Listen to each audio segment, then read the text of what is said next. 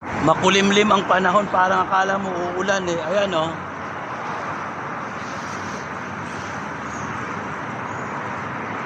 Parang uulan. Pero ang totoo ay ang init. Matindi ang init. Sobra. Sobrang init. Ayan.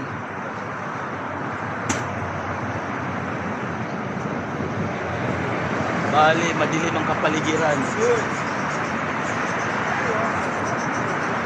Sana nga umulan para mawala na tong init. Dahil pag umulan na, hudyat na para mag-winter na.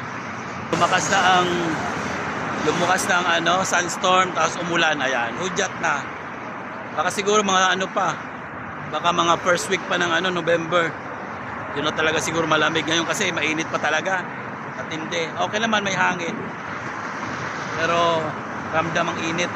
Ayan siya, ganyan lagi ang paligid. Pag hapon na, makulimlim na siya, ganyan. Akala mo parang uulan. Ganyan na siya pag hapon. Ayan o. Kahit dun sa dulo. Madilim. Parang akala mo may bagyo.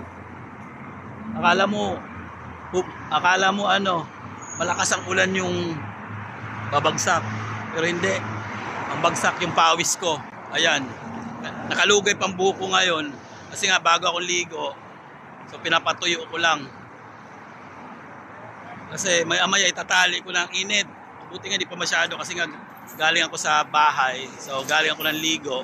Wala pa yung pawis. Kaya medyo okay pa. Pero mamaya pag nakailang lakad ako nito, grabe na ang pawis.